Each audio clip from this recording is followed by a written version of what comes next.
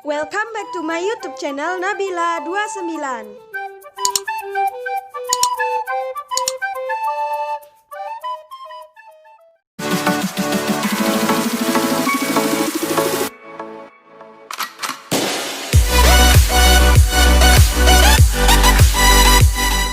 Assalamualaikum warahmatullahi wabarakatuh. Halo teman-teman semuanya, apa kabar? Semoga sehat selalu ya. Nah, di video kali ini saya akan mengkaji suatu karya susastra menggunakan teori resepsi. Sebelumnya teman-teman udah tahu belum apa itu teori resepsi? Teori resepsi adalah suatu pendekatan yang mengkaji karya susastra yang mempertimbangkan tanggapan atau pendapat dari penikmat suatu karya susastra. Nah, karena mempertimbangkan penikmat karya susastra, maka salah satu cara untuk mengkaji karya susastra tersebut salah satunya dengan metode wawancara langsung. Untuk itu, saya akan memberikan kesempatan kepada teman saya untuk memperkenalkan dirinya sebagai narasumber. Assalamualaikum warahmatullahi wabarakatuh. Perkenalkan, nama saya Andar Aprian. Saya sebagai narasumber penikmat karya susastra pada film Assalamualaikum Beijing. Nah, sebagai penikmat karya susastra, Andar telah menonton film Assalamualaikum Beijing. Mari kita kaji secara resepsi. Pertama, saya akan bertanya kepada Andar. Menurut Andar, apa tema dari film Assalamualaikum Beijing tersebut? Baiklah, menurut saya, tema dalam film ini adalah percintaan dan religi. Film ini menceritakan kisah cinta Asma yang berawal dengan pernikahannya yang gagal dengan dewa karena suatu kesalahan besar yang dilakukannya. Namun, kegagalan pernikahannya itu justru memberikan ia kesempatan berkarir di Beijing sebagai wartawan yang menggali sejarah Islam di sana. Di Beijing, Asma dipertemukan dengan Chung Wan. Chung Wan yang mulanya non-muslim banyak mendapatkan pencerahan tentang Islam dari Asma, sehingga menuntunnya menjadi seorang mu'alaf dan menikahi Asma pada akhirnya. Nah, pertanyaan selanjutnya, menurut Andar, tokoh-tokoh siapa sajakah yang terdapat dalam film tersebut? Nah, tokoh utama dari film ini yaitu Asma dan Chung Wan karena paling sering muncul. Sedangkan tokoh figuran atau tambahan yaitu Dewa, Sekar, Ridwan, Anita, Ibu Asma, dan Pak Daniel yaitu bos Asma. Lalu menurut Andar, bagaimana penokohan dari film ini? Nah, penokohan dari film ini menurut saya, yang pertama adalah Asma. Ia adalah sosok perempuan yang religius, cerdas, sopan dan santun, lembut dan sabar. Paham betul dengan syariat dan ajaran Islam. Ia berprofesi sebagai wartawan Indonesia di Beijing. Selanjutnya, tokoh Chung Wan. Ia adalah seorang pemuda Cina yang dalam pengembaraannya sebagai tour guide ternyata juga memiliki ketertarikan dan rasa penasaran dengan Islam yang pada akhirnya ia menjadi mu'alaf. Karena profesinya, ia menguasai banyak bahasa dan mengetahui banyak sejarah termasuk sejarah tentang Islam di Beijing. Ia sosok laki-laki yang sopan dan santun dalam bertutur dan berbuat. Selanjutnya, tokoh Dewa. Ia sosok laki-laki yang akan menikahi Asma, namun gagal karena kesalahan yang dibuatnya.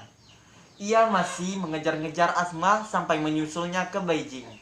Namun, pada akhirnya Dewa menerima kenyataan bahwa ia adalah suami Anita dan menjadi suami yang bertanggung jawab.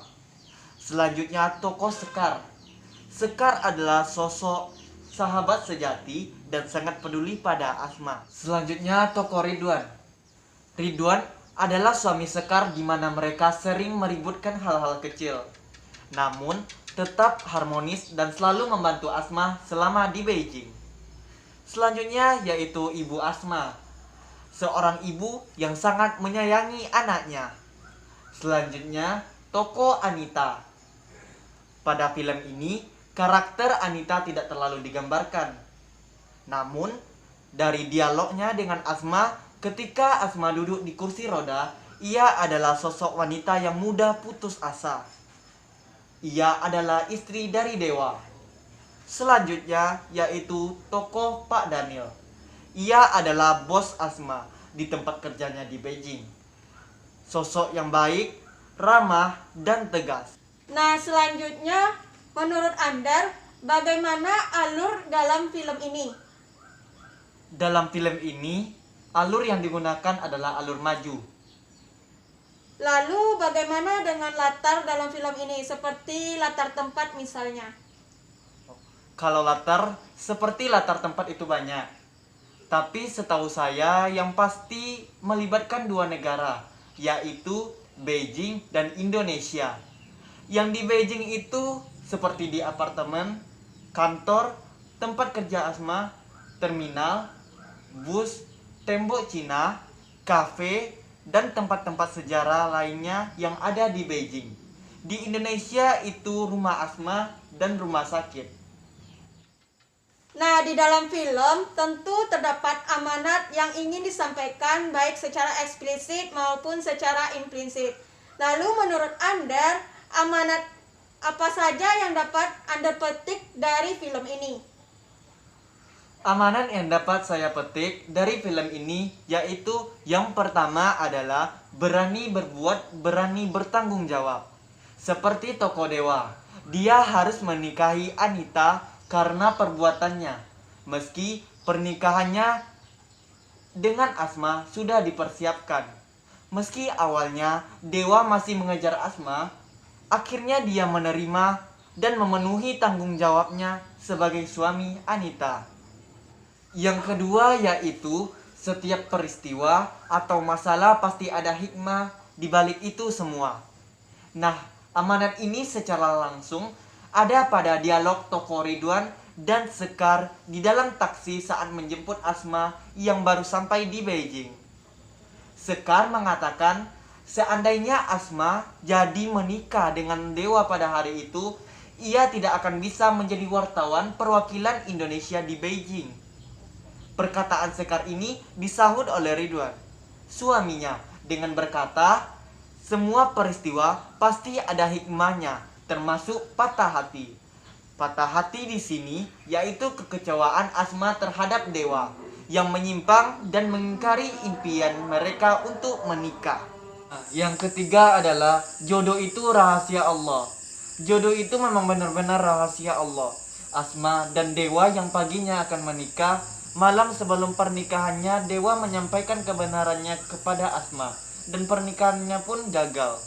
Namun, Asma yang tadinya ke Beijing karena karir, ternyata mempertemukannya dengan jodohnya, Chongwan, yang sebelumnya non-muslim menjadi mu'alaf pada akhirnya. Amanat yang keempat adalah, sebagai umat muslim perdamlah ilmu agama, dan jangan tinggalkan agama.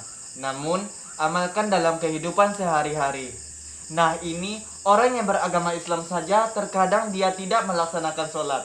Terkadang ada wanita yang berhijab tetapi tidak menjaga marwahnya sebagai wanita berhijab. Di film ini, Asma sebagai wanita religius banyak menyampaikan pemahamannya tentang ajaran Islam kepada Chongwan. Chongwan yang penasaran terhadap Islam mendorongnya untuk lebih memperdalam Islam dan menuntunnya menjadi mu'alaf. Oleh karena itu, kita beruntung lahir dengan agama Islam. Lalu, mengapa kita yang muslim masih banyak yang tidak mendalami dan mengamalkan ajaran agama kita sepenuhnya? Iya, benar. Amanat yang terakhir yang dapat saya petik adalah cinta tidak memandang fisik yang sempurna, tetapi mencintai karena Allah Subhanahu wa Ta'ala.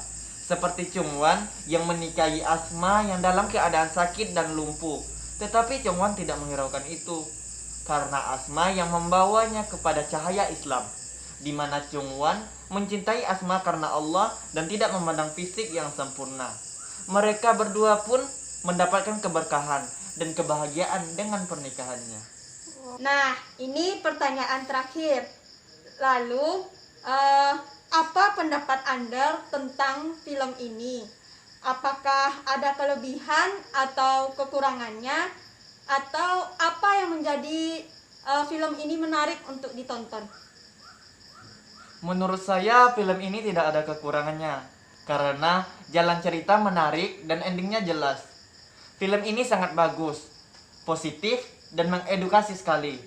Di sini ada pengetahuan tentang sejarah Islam di Beijing, pengetahuan tentang ajaran atau syariat Islam melalui perbuatan dan dialog antar tokoh. Seperti perbuatan Asma ketika Chung Wan mengajak bersalaman. Ia menyatukan kedua telapak tangan dan mengatakan seorang muslimah tidak boleh menyentuh selain mahramnya, dan pelajaran kehidupan. Baiklah, terima kasih banyak saya ucapkan kepada Andar Aprian yang telah bersedia menjadi narasumber pada video kali ini. Iya, sama-sama, terima kasih kembali. Baiklah teman-teman, sampai di sini wawancara kami. Mudah-mudahan teman-teman dapat memahami apa yang disampaikan oleh Andar Aprian dan teman-teman juga dapat mengaplikasikan teori resepsi untuk mengkaji atau menilai suatu karya susastra. Lebih dan kurangnya kami mohon maaf. Wassalamualaikum warahmatullahi wabarakatuh. Sampai jumpa.